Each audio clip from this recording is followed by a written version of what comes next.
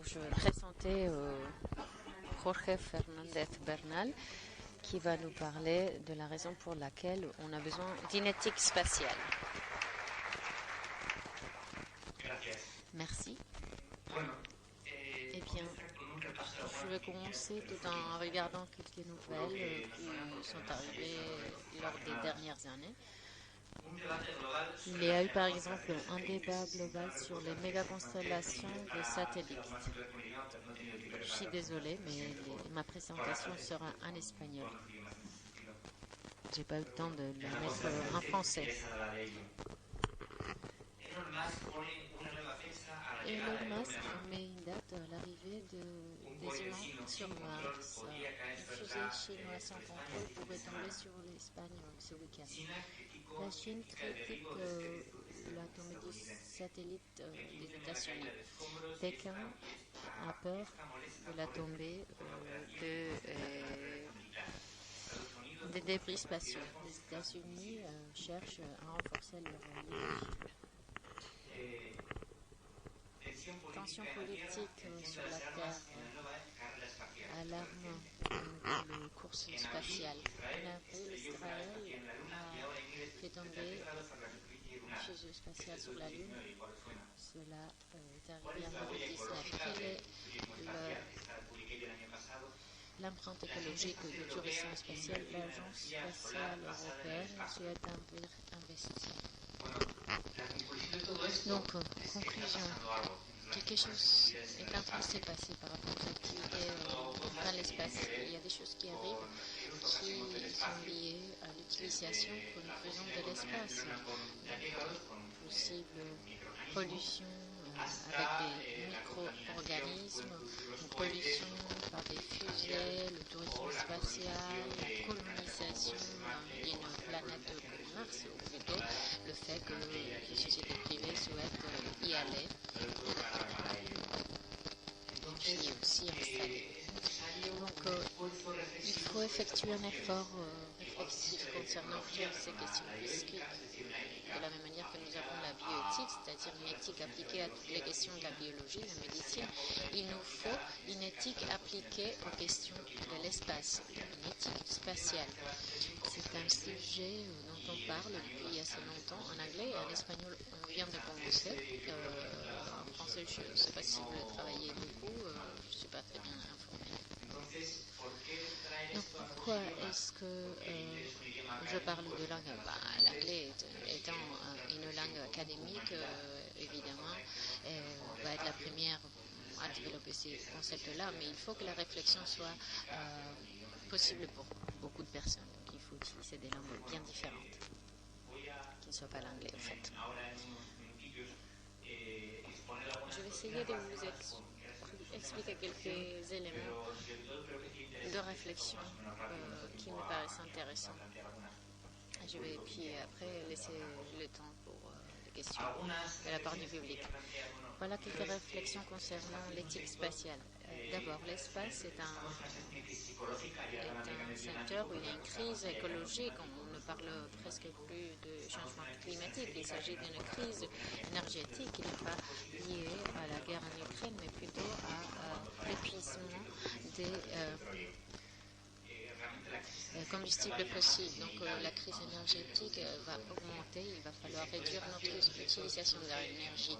Et le secteur spatial est créé dans le contexte d'une guerre froide, en concurrence entre des pays qui ont dépensé beaucoup de ressources, également beaucoup d'énergie. Ce n'est pas une filière importante dans le contexte global des gaz à effet de serre, l'utilisation d'énergie, mais c'est une dépense d'énergie qui inévitablement il faut analyser. Est-ce qu'il est nécessaire dans ce contexte de crise énergétique et changement climatique? Donc la crise écologique va au-delà du changement climatique, comme je l'ai dit. Cela nous mène à nous poser quelques questions. par exemple, quel genre de missions spatiales sont raisonnables. Est-ce que c'est raisonnable qu'une personne puisse payer, je sais pas, 200 millions, je ne sais pas combien, on paye pour effectuer un voyage à l'espace, où les émissions de CO2 sont comme les émissions de 3 personnes dans un an. Et ça dure que 15 minutes, c'est une question de loisir. Donc il faut réfléchir. Quel genre d'émissions serait raisonnable Des missions à Mars, peut-être, il faudrait voir dans quel contexte, dans ce contexte de crise énergétique qui vient, il faut voir ce qui va être raisonnable ou pas.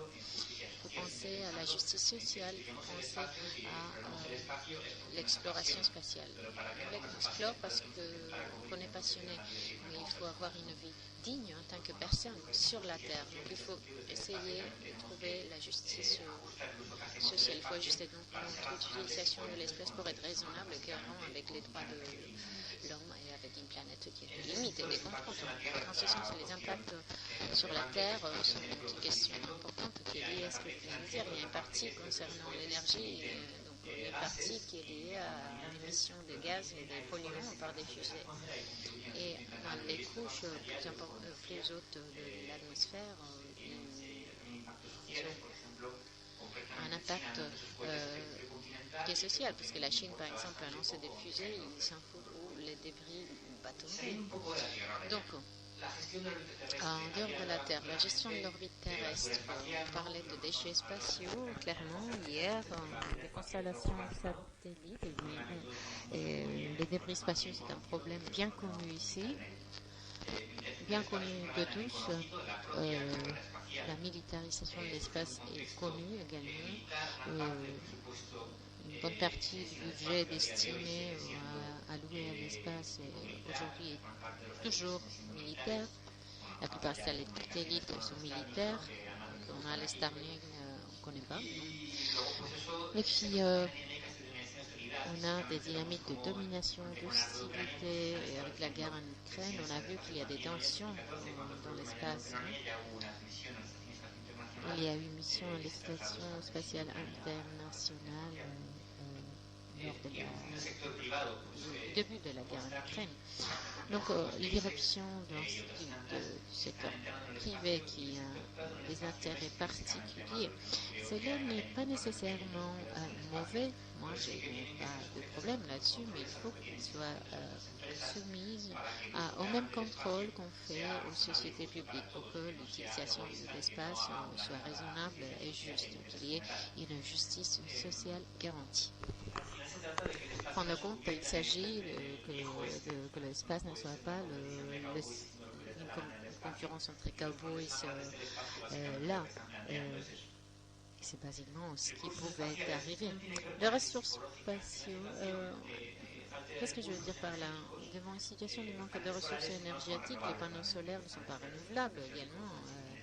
Ils ont des minéraux qui ne sont pas abondants et qui ne sont pas recyclables. Donc il y a cette tendance, cette tentation d'extraire des ressources, des stéroïdes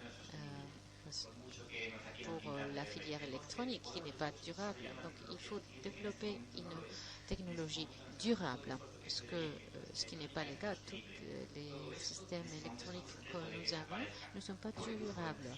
Ils ne vont pas disparaître à cause de l'utilisation excessive d'énergie et parce que c'est matériellement non durable. Donc il y a cette question d'extraire des ressources de l'espace qui pourrait être une fausse solution à la crise écologique. Donc, il faut bien penser si on souhaite le faire et comment. Imaginons qu'il y a une société qui prend un stéroïde plein d'or et amène cet or à la Terre. Cela pourrait arriver. Et puis la conséquence, quelle serait la conséquence? C'est comme au VIe siècle où on a amené de l'or de l'Amérique en Espagne et cela a généré une situation de crise économique. Donc tout cela pourrait avoir des conséquences énormes. Et il faut penser si c'est vraiment adéquat que d'utiliser ces ressources. Donc il y a un grand débat autour de toutes ces questions. Concernant la Lune et Mars, eh bien, il y a des projets pour voyager là-bas, pour y établir des bases et éventuellement, surtout en Mars, pour créer des colonies. Donc tout cela doit être soumis également à débat, à une réflexion et tout cela va nous permettre que ces missions-là se fassent si elles sont adéquates et que des critères de droits de l'homme soient appliqués. Possible vie humaine dans l'espace dans l'avenir. Je pense qu'on a tous, on y a tous rêvé. On a tous rêvé de voyager dans l'espace. Mais il faut tenir compte que la vie dans l'espace a des inconvénients. Et donc il faut également y réfléchir. Dans un avenir hypothétique où on va pouvoir voyager dans l'espace, si cela arrive, eh bien comment est-ce qu'on peut arriver à une situation de justice et pas de situation compliquée comme celle qui arrive en haute mer où il y a des conditions de travail qui frôlent l'esclavage. Donc, vie extraterrestre, pollution croissée, tout cela, c'est des questions dont il faut tenir compte. Comment est-ce qu'on va pouvoir survivre à des conditions lunaires si on souhaite y habiter? Il pourrait y avoir un problème de pollution sur la Lune, sur Mars. Il y a une question que moi j'appelle des questions inconfortables, qui est liée à un autre rapport avec l'espace, compte tenu de toutes ces questions que je viens de mentionner. Notre rapport avec l'espace jusqu'à il y a 150 ans, jusqu'à il y a 70 ans, avec le lancement de l'Sputnik, était essentiellement contemplative, mais après ça, il y a bien évidemment la science-fiction, il y a des gens avec des projets sérieux comme Elon Musk qui pensent à la colonisation de notre planète. Donc il faut penser dans l'avenir. Quels sont les niveaux possibles de rapport avec l'espace?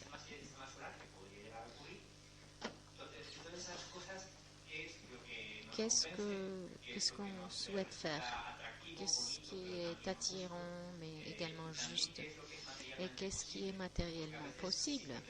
Parce que des fois, si on souhaite que cette fantaisie technologique basée sur des combustibles fossiles puisse prolonger indéfiniment, on va pouvoir peut-être se déployer dans l'espace.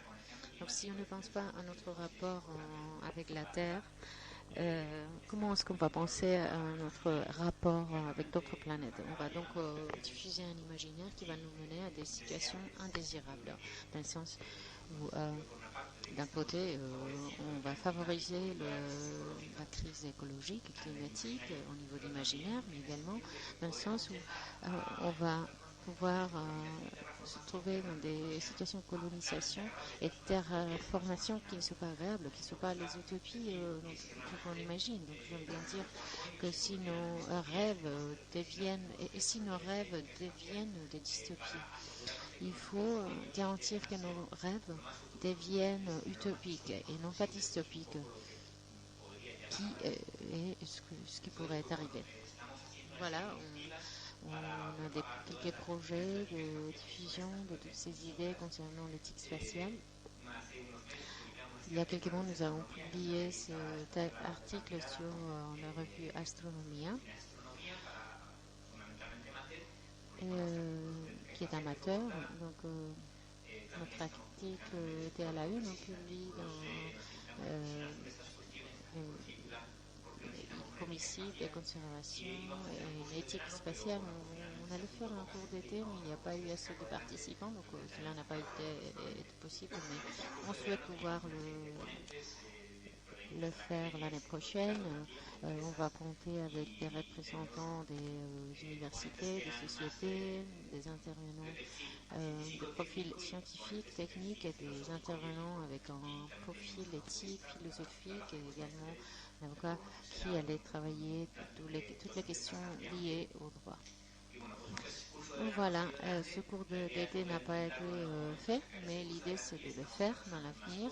On travaille dans d'autres projets également. On considère que l'éthique spatiale est importante. Il faut diffuser cette réflexion. Il faut que les personnes passionnées par l'espace puissent se rendre compte des défis et de ce qu'on souhaite faire dans cette filière-là, dans ce monde où il y a des contraintes, mais où il y a malheureusement également fréquemment des projets qui sont d'une manière égoïste et sans penser à l'ensemble de la société. Donc il faut éviter que nos rêves deviennent des dystopies. Merci.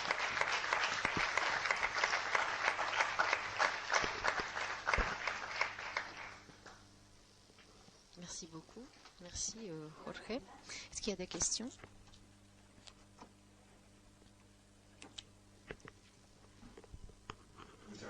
Merci beaucoup Jorge et félicitations. Félicitations pour cette présentation, mais pour cette initiative, pour cette démarche que je considère essentielle. Est-ce qu'il y a une dynamique internationale peut-être pour commencer à légiférer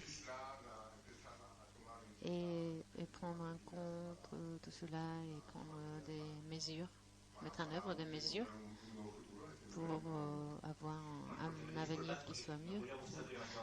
J'aurais aimé laisser plus de temps pour les questions, mais bon, on n'a pas trop le temps. Et la réponse est oui et non.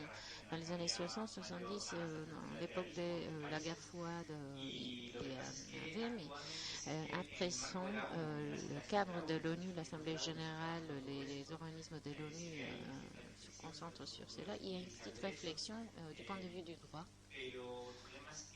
Principalement. Le problème, c'est qu'on est dans un moment particulièrement intense où les grandes puissances n'ont pas l'intention de légiférer. Donc chacun fait ce qu'il veut un peu. Et donc c'est un peu cette idée de Far West. Donc, il y a quelque chose qui se fait, mais ce n'est pas suffisant du tout. Il faut se rendre compte de la situation réelle et du point de vue de la justice sociale, non, cela n'a pas été développé du tout. Et tous les traités internationaux sont obsolètes. Est-ce qu'il y a un organisme des Nations Unies qui travaille là-dessus? Il y a un bureau des Nations Unies qui se concentre sur l'espace extérieur. Et dans ce bureau-là, il y a toute une série, une structure qui travaille de ce genre de questions, oui. Merci.